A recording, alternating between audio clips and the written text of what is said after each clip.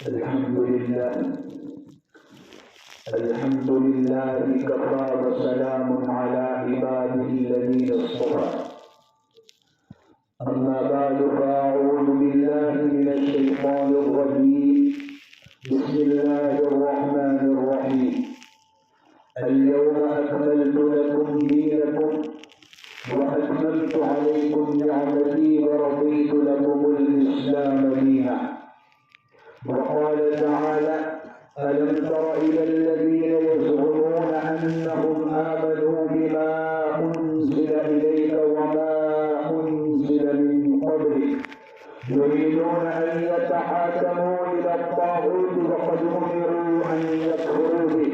ويريد الشيطان أن يضلهم ضلالا بعيدا. وقال تعالى: فلا وربك لا يؤمنون حتى يحكموك فيما شجر بينهم ثم لا يجدوا في أنفسهم حرجا مما قضيت ويسلموا تسليما. صدق الله العظيم. بزرگان محترم اور عزیز مسلمان بھائیوں، اللہ تبارک و تعالی نے حضرت نبی کریم صلی اللہ علیہ وسلم کو اس دنیا میں مبعوث فرمایا، اس دنیا میں بھیجا، اور جس دین کو لے کر مبعوث فرمایا وہ دین اسلام ہر اعتبار سے کامل و مکمل دین ہے۔ دین اسلام نے انسانی زندگی کا کوئی گوشہ ایسا نہیں چھوڑا، کوئی پہلو ایسا نہیں چھوڑا، اور کوئی شعبہ ایسا نہیں چھوڑا جس میں انسانیت کی رہنمائی نہ کی ہو۔ انسان کو اپنی زندگی میں پیش آنے والے تمام ہی مسائل اور تمام ہی امور کا حل اور جواب اس دین میں موجود ہے۔ یہ اور بات ہوگی کہ ہم اپنی کمیونٹی اور قرآن ظہری باعث ہمیں پیش آنے والے اس مسائل کے حل اور جواب تک نہ پہنچ سکیں، ورنہ تمام مسائل چاہے وہ عبادات سے تعلق رکھنے والے ہوں، چاہے وہ معاملات سے تعلق رکھنے والے ہوں، چاہے وہ معاشرت سے تعلق رکھنے والے ہوں، چاہے وہ اخلاقیات سے تعلق رکھنے والے ہوں، اور چاہے وہ عقائد و نظریات سے تعلق رکھنے والے ہوں، تمام کا حل اور جواب قرآن و حدیث کے اندر، دین اسلام کے اندر اور شریعت محمدی کے اندر موجود ہے۔ بلکہ انسان کو پیش آنے والے تمام ہی احوال، جلوت و خلوت، غمی اور خوشی، بیماری اور تندرستی، امیری اور غریبی، اور تمام ہی احوال کے متعلق بڑی تفصیل کے ساتھ رہنمائی دین اسلام کے اندر موجود ہے۔ انسان کو اپنی پیدائش سے لے کر موت تک، بلکہ ما بعد الموت بھی یوم حشر تک جن حالات سے واسطہ پڑنا ہے، جن حالات کا مقابلہ کرنا ہے، ان تمام ہی حالات کے متعلق مکمل ہدایت اور رہنمائی دین اسلام کے اندر موجود ہے۔ اليوم اکملت لکم دینکم، اے ایمان والو آج کے دن میں نے تمہارے لیے تمہارے دین کو کامل اور مکمل بنا دیا۔ ایک یہودی نے حضرت سلمان فارسی رضی اللہ تعالی عنہ سے احکام اسلام کا مذاق اڑاتے ہوئے کہا: انی ارى صاحبکم یعلمکم کل شیء۔ ارے سلمان، تمہارا نبی محمد صلی اللہ علیہ وسلم بڑا عجیب آدمی ہے۔ ارے بھائی کیوں؟ وہ تو تمہیں ہر چیز، چھوٹی چھوٹی اور معمولی چیزیں بھی سکھاتے اور بتلاتے ہیں، حتی قرأت، یہاں تک کہ استنجا کرنے کا طریقہ بھی سکھاتے اور بتلاتے ہیں کہ بیت الخلاء میں کس طرح داخل ہونا ہے، کون سی دعا پڑھ کر داخل ہونا ہے، کس طرح نکلنا ہے، کون سی دعا پڑھ کر نکلنا ہے۔ ایسی چھوٹی چھوٹی اور معمولی چیزیں بھی وہ تو تمہیں سکھاتے اور بتلاتے ہیں۔ اس یہودی نے یہ بات احکام اسلام کے مذاق اور استہزاء کے طور پر کہی تھی کہ یہ بھی کوئی بات ہوئی کہ ایسی چھوٹی چھوٹی اور معمولی چیزیں بھی سکھاتے ہیں اور بتاتے ہیں کہ استنجا کیسے کرنا ہے۔ حضرت سلمان فارسی رضی اللہ تعالیٰ عنہ نے اس یہودی کی احکام اسلام سے مذاق بری یہ بات سن کر اس کو جواب دیتے ہوئے صرف اتنا ہی کہا، اجل جی ہاں، ہمارے نبی کو ہمیں ہر چیز سکھاتے اور بتلاتے ہیں۔ مطلب یہ کہ یہ کوئی سوال کرنے، اعتراض کرنے اور انگلی اٹھانے کی چیز نہیں ہے، بلکہ یہ تو ہمارے لیے بڑی فخر کی بات ہے کہ اللہ تبارک و تعالیٰ نے ہمیں ایسا کامل دین، مکمل مذہب اور ضابطۂ حیات عطا فرمایا ہے جس میں ہمارے لیے ہر چیز کی ہدایت اور رہنمائی موجود ہے۔ تو میں یہ بتلانا چاہتا ہوں کہ دین اسلام میں انسانی زندگی کے ہر شعبے، ہر پہلو، ہر گوشے اور ہر حالت کے متعلق مکمل ہدایت اور رہنمائی فراہم کر دی ہے۔ کسی بھی بات میں دین اسلام نے مسلمان کو کشنا اور پیاسا نہیں چھوڑا ہے۔ جب دین اسلام اتنا کامل و مکمل دین ہے، جب اسلامی شریعت اتنی جامع شریعت ہے، تو بھلا پھر یہ کیسے ہو سکتا تھا کہ انسانی معاشرے میں روزمرہ بھائی کے درمیان، باپ بیٹے کے درمیان، پڑوسی کے درمیان اور میاں بیوی کے درمیان ہونے والے آپسی نزاعات، باہمی اختلافات اور جھگڑوں کے متعلق اسلامی شریعت خاموش رہتی اور اس سلسلے میں کوئی رہنمائی اور فراہم نہ کرتی؟ یہ ممکن ہی نہیں تھا۔ چنانچہ اسلامی شریعت نے باہمی نزاعات، آپسی اختلافات اور آپس میں ہونے والے جھگڑوں کے متعلق کی مکمل ہدایت اور رہنمائی فراہم کی ہے، اور مکمل ہدایت اور رہنمائی فراہم کرنے کے بعد مسلمان کو اس بات کا پابند بھی بنایا ہے کہ وہ اپنے جملہ باہمی نزاعات، اپنے تمام آپسی اختلافات اور جھگڑوں کا حل اور فیصلہ خدائی قانون، شریعت اسلامیہ اور قرآن و حدیث سے کروائے۔ نبی آخر الزمان جناب محمد مصطفیٰ صلی اللہ علیہ وسلم کے اوپر قرآن کو نازل کیے جانے کے جو مقاصد بیان کیے گئے ہیں، بتلائے گئے ہیں، ان میں سے ایک اہم مقصد، بنیادی مقصد یہ بھی بتلایا گیا ہے کہ اس قرآن کے ذریعہ لوگوں کے درمیان ہونے والے جھگڑوں کا فیصلہ کیا جائے۔ اِنَّا أَنزَلْنَا إِلَيْكَ الْكِتَابَ بِالْحَقِّ لِتَحْكُمَ بَيْنَ النَّاسِ بِمَا أَرَاكَ اللَّهُ۔ اے نبی محمد صلی اللہ علیہ وسلم، ہم نے آپ کے اوپر یہ سچی کتاب قرآن کریم کو اس لیے نازل کروایا ہے تاکہ آپ اللہ کی دی ہوئی بصیرت کی روشنی میں اس قرآن کے ذریعہ لوگوں کے درمیان ہونے والے جھگڑوں کا فیصلہ کیا کریں۔ اللہ تبارک و تعالیٰ نے قرآن کریم کو حاکم بنایا ہے۔ اللہ تبارک و تعالیٰ نے قرآن کریم کو فیصل اور جج متعین کیا ہے، اور اللہ نے قرآن کریم کو حاکم، فیصل اور جج متعین کرنے کے بعد اس دھرتی پر جنم لینے والے اور اللہ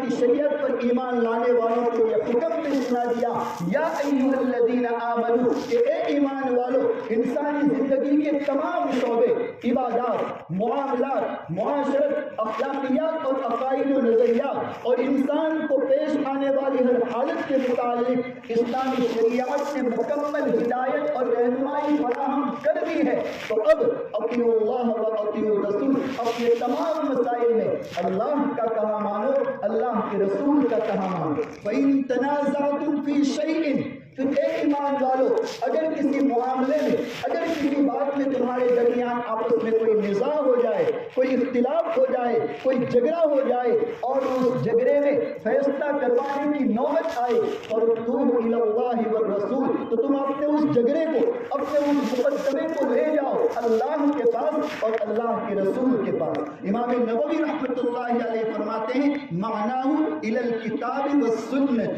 علماء فرماتے ہیں کہ اللہ سے مراد ہے اللہ کی کتاب قرآن کریم، اور رسول سے مراد ہے رسول کے فرامین احادیث مبارکہ۔ اور مطلب یہ ہے کہ اے مسلمانوں، تمہارے درمیان کوئی بھی جھگڑا پیش آیا ہو اور تو اس کا فیصلہ کروانے کے لیے اللہ کی کتاب قرآن کریم اور رسول کے فرامین احادیث مبارکہ موجود ہے۔ اے مسلمانوں، تم اپنے اس جھگڑے کا فیصلہ کرواؤ، تم اپنے اس جھگڑے کو اللہ کی کتاب قرآن قرآن کریم اور رسول کے قرآن احادیث مبارکہ کے سامنے پیش کرو، اور وہاں سے تمہارے اس جھگڑے کی بابت جو بھی فیصلہ ملے اس فیصلے کو دل و جان سے تسلیم کرنا، ماننا، قبول کرنا اور اس کے مطابق عمل کرنا ضروری ہے۔ ان کنتم تؤمنون باللہ والیوم الآخر، اگر تمہارے دل کے اندر ایمان ہے اللہ کے اوپر، اگر تمہارے دل کے اندر ایمان ہے قیامت کے دن کے اوپر، تو تم شریعت کے اللہ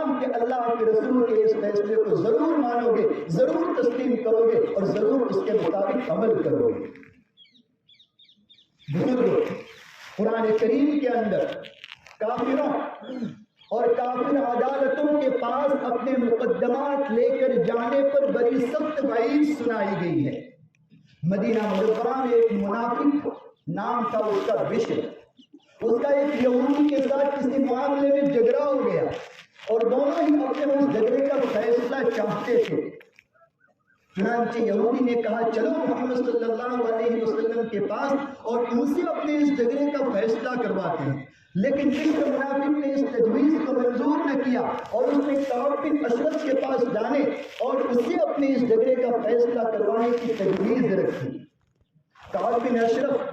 یہودی سردار اور نبی پاک علیہ السلام کا جانی اور کٹر دشمن تھا۔ اور یہ بڑی عجیب بات تھی کہ ایک یہودی تو اپنے سردار کو چھوڑ کر آپ صلی اللہ علیہ وسلم کا فیصلہ کرے، اور اپنے آپ کو مسلمان کہنے والا بشر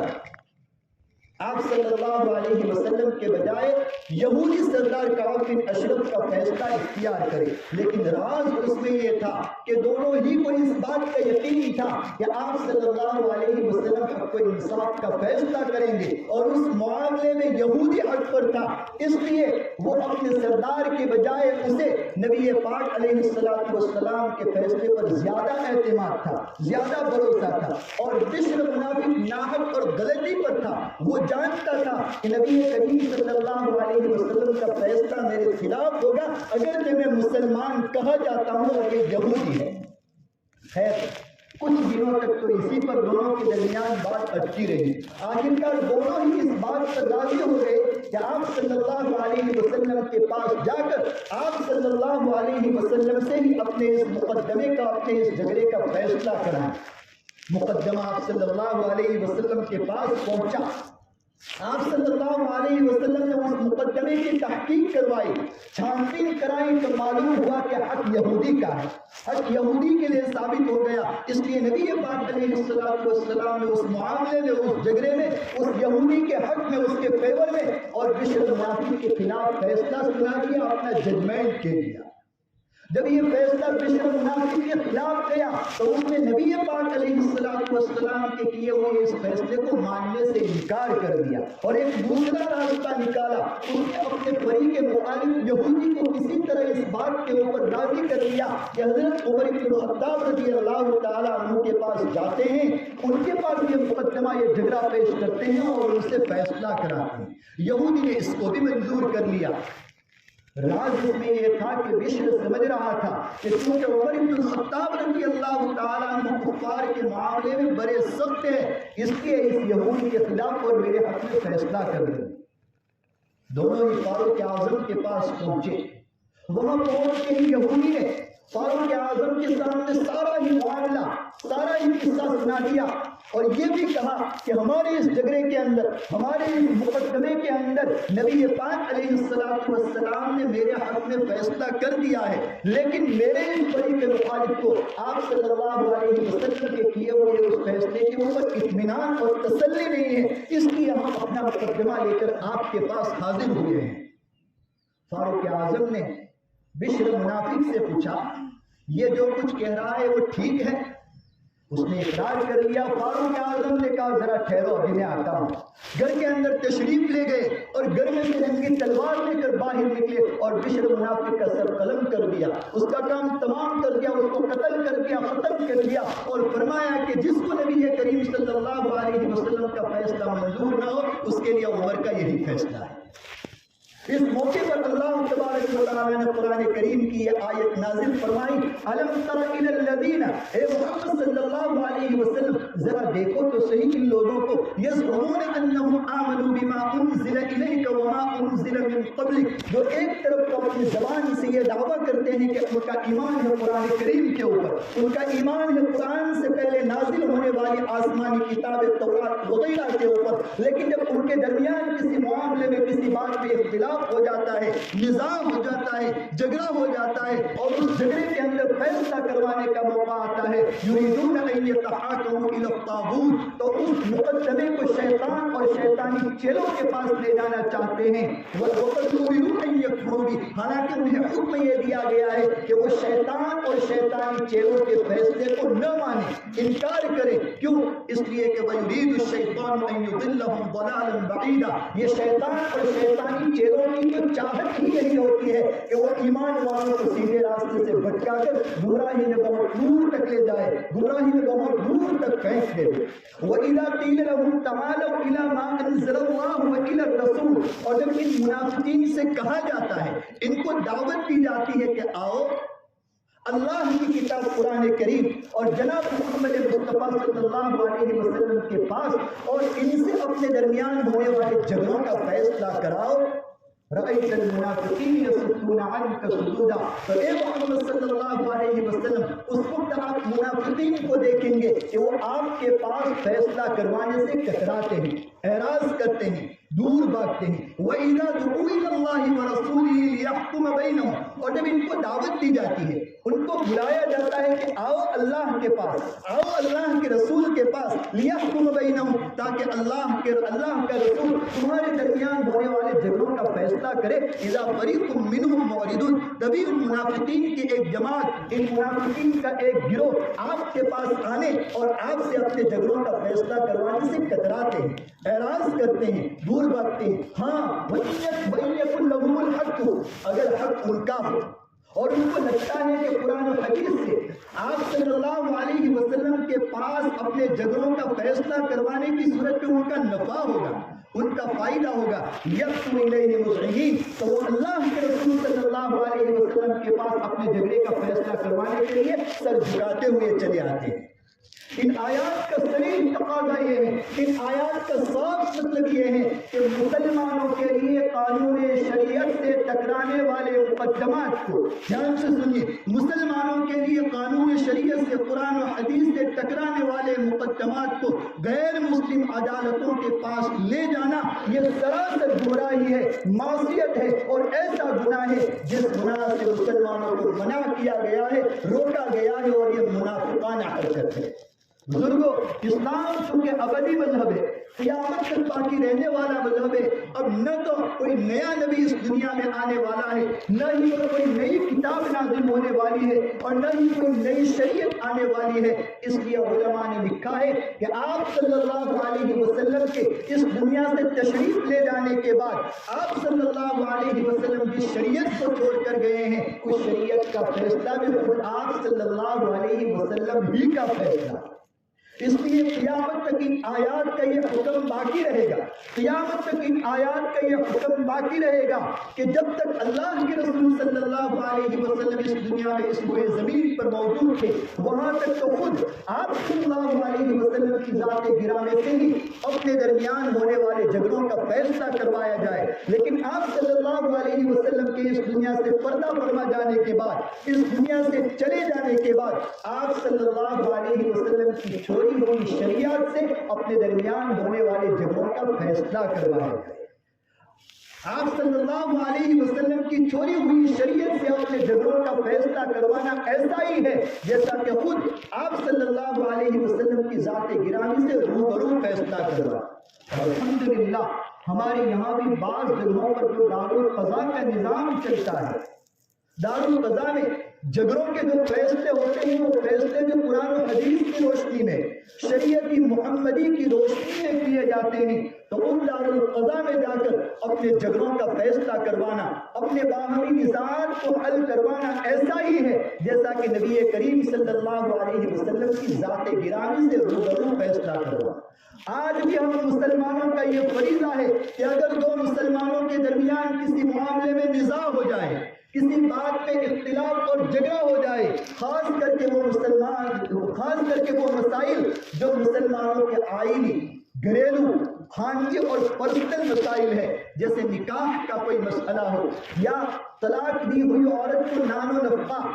خرچہ پانی کتنا دینا ہے، کب تک دینا ہے، جس کو کورٹ کی اصطلاح میں بھرل پوسر کہتے ہیں،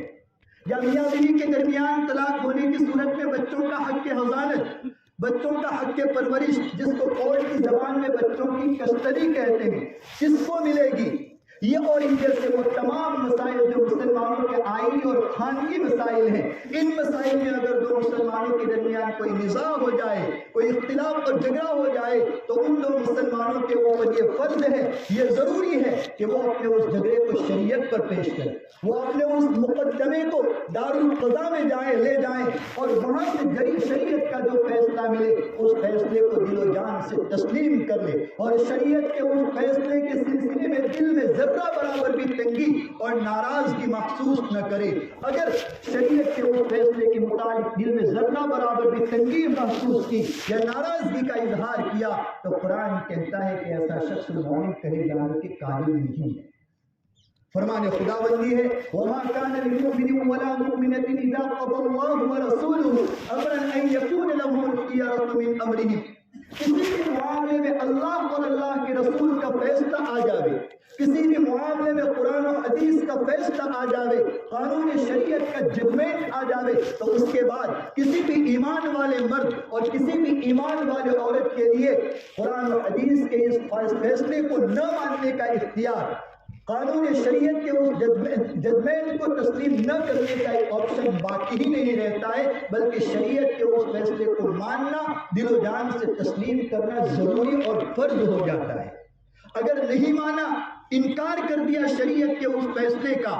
قرآن و حدیث کے اس ججمنٹ کا انکار کر دیا یا مان لیا لیکن ناراضگی کا اظہار کیا،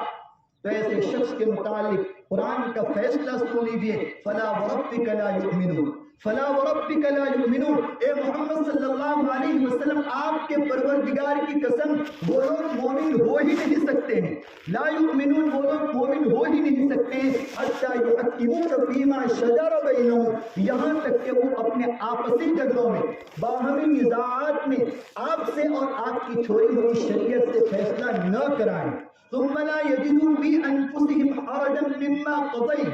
پھر ان کے اس جھگڑے میں آپ جو بھی فیصلہ کرو اس جھگڑے کے سلسلے میں ان کے دل میں ذرہ برابر بھی تنگی نہ آوے، ناراضگی نہ آوے، وَيُسَلِّمُوا تَسْلِيمًا، اور شریعت کے وہ فیصلے کے سامنے اپنا سر تسلیم خم کر لے۔ یہ آیت اعلان کر رہی ہے، یہ آیت بیان کر رہی ہے کہ ایک مومن کے مومن بنے رہنے کے لیے، ایک مومن کے مومن باقی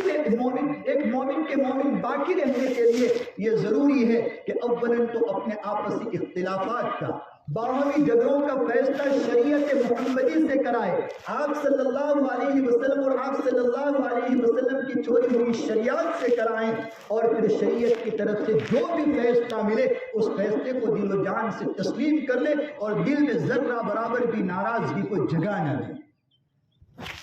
بزرگوں، اگر دو مسلمانوں کے درمیان کسی معاملے میں نزاع ہو جاتا ہے اور کوئی ایک فریق اپنے فریق مخالف کو یہ دعوت دیتا ہے کہ چلو ہم اپنے اس جھگڑے کا فیصلہ قانون شریعت کے مطابق دارالقضاء میں جا کر کرواتے ہیں، تو اس صورت میں دوسرے فریق کے اوپر ضروری ہو جاتا ہے کہ وہ اپنے اس فریق کی اس دعوت کو قبول کر کے قانون شریعت کی روشنی میں فیصلہ کروانے کے لیے تیار ہو جائے۔ انما كان قول المؤمنین اذا دعوا الى الله ورسوله ليحكم بينهم، ایمان والوں کو جب دعوت دی جائے، ایمان والوں کو جب بلایا جائے قرآن و حدیث سے فیصلہ کروانے کے لیے،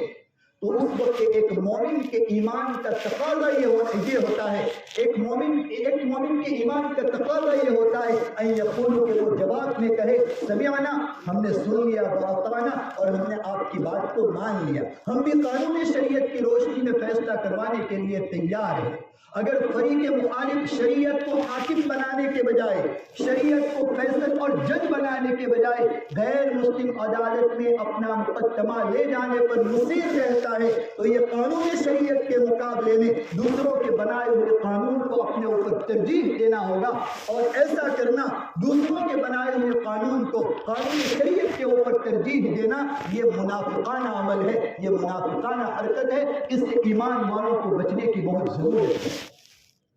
میرے بھائیوں، ہمارے بھارت دیش کے موجودہ حالات کے تناظر میں بہت ضروری ہو جاتا ہے کہ جن علاقوں میں دارالقضاء کا نظام قائم ہے وہاں کے مسلمان نکاح، طلاق، نفقہ، حق حضانت، میراث، وصیت سے تعلق رکھنے والے اپنے باہمی نزاعات کو، اپنے آپسی اختلافات اور جھگڑوں کو عدالتوں میں لے جانے کے بجائے دارالقضاء میں لے جا کر حل کرنے کی کوشش کریں۔ جو باہر کھڑے ہیں اندر جگہ خالی ہے، بیچ میں آ کر بیٹھ جائیں۔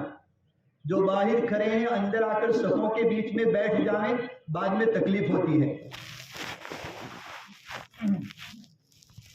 عدالتوں میں لے جانے کے بجائے دارالقضاء میں حل کرنے کی کوشش کریں۔ اپنے جھگڑوں کا دارالقضاء سے حل کرنا، دارالقضاء سے اپنے جھگڑوں کا تصفیہ کرنا، یہ کم وقت بھی ہوتا ہے، کم خرچ بھی ہوتا ہے، کم وقت بھی ہوتا ہے، کم خرچ بھی ہوتا ہے۔ عدالتوں میں اپنے گھریلو مسائل کو لے کر جانا، اس سے گھر کی عزت بھی باہر آتی ہے، روپیہ پیسہ بھی بہت خرچ ہوتا ہے، وقت بھی ضائع ہوتا ہے، اور بہت کم ایسا ہوتا ہے کہ عدالتوں کے اندر کسی مظلوم کو انصاف مل پاتا ہے۔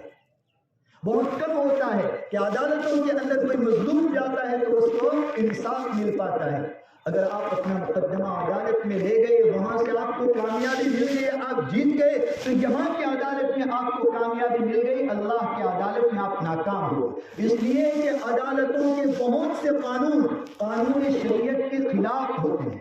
اس لیے بہت ممکن ہوتا ہے کہ آپ جس مقدمے میں کامیاب ہوئے ہیں وہاں کی عدالت نے شریعت کے قانون کے خلاف فیصلہ دیا ہو، تو آپ عدالت میں جیت گئے، لیکن اللہ کا حکم توڑ کر آپ اللہ کی عدالت میں ہار گئے ہیں۔ اس کے برخلاف دارالقضاء میں قانون شریعت کی روشنی میں آپ نے اپنے مقدمے کو حل کیا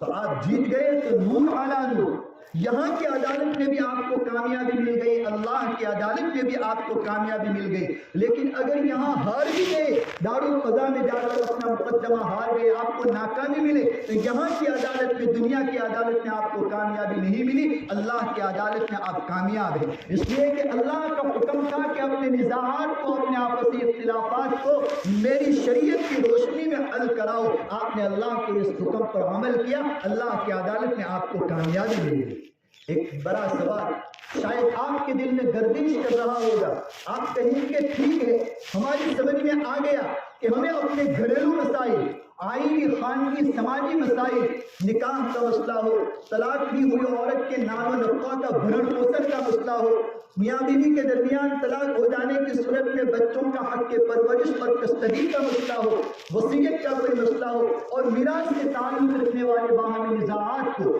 آپسی جھگڑوں کو قانون شریعت کی روشنی میں دارالقضاء میں جا کر حل کرنا ضروری ہے۔ یہ بات ہماری سمجھ میں آ گئی، لیکن اگر خدا نہ خواستہ ہمیں اس کی نوبت آ جائے، اس کا موقع آ جائے، ہمارا اس بابت کوئی نزاع ہو جائے، اختلاف ہو جائے، اور ہم قانون شریعت کی روشنی میں اپنے جھگڑے کا حل بھی چاہتے ہیں، تو کہاں جائیں؟ کس سے اپنا فیصلہ کروائیں قانون شریعت کی روشنی میں؟ میرے بھائیو، الحمدللہ ہم ہندوستان کے مسلمانوں کی بہت ہی فکر مند تنظیم مسلم پرسنل لا بورڈ نے مسلمانوں کے ایسے جھگڑوں کے تصفیہ کے لیے، حل کرنے کے لیے، مسلمانوں کے ایسے جھگڑوں میں فیصلہ کرنے کے لیے بہت ساری جگہوں پر دارالقضاء کا نظام قائم کیا ہے۔ دارالقضاء اسلامی کورٹ کا نظام قائم کر دیا ہے، اور اسی سلسلے کے ایک قریب ایک دارالقضاء جو ہم سے تعلق رکھتا ہے اور ہمارے اندر میں آتا ہے، وہ دارالقرآن جنگوسر کے اندر بھی ہے۔ وہاں جا کر اپنے گھریلو مسائل کو، نکاح کا کوئی مسئلہ ہو، طلاق کا کوئی مسئلہ ہو، وصیت کا کوئی مسئلہ ہو، میراث سے تعلق رکھنے والا کوئی جھگڑا ہو، تو وہاں جا کر اپنے ان جھگڑوں کو قانون شریعت کی روشنی میں اور قرآن و حدیث کی روشنی میں آپ حل کروا سکتے ہیں۔ لیکن مقامی طور پر بھی ہمیں کام کرنے کی ضرورت ہے۔ ایک چھوٹی سی کمیٹی بنام شرعی پنچایت قائم کر دی جائے، تشکیل دی جائے، جس کا کام ہی ہو کہ ایسے گھریلو جھگڑوں کو اول تو مقامی طور پر نمٹانے کی کوشش کی جائے جلد از جلد۔ اس لیے کہ بہت سی مرتبہ ایسا ہوتا ہے کہ جھگڑا معمولی ہوتا ہے،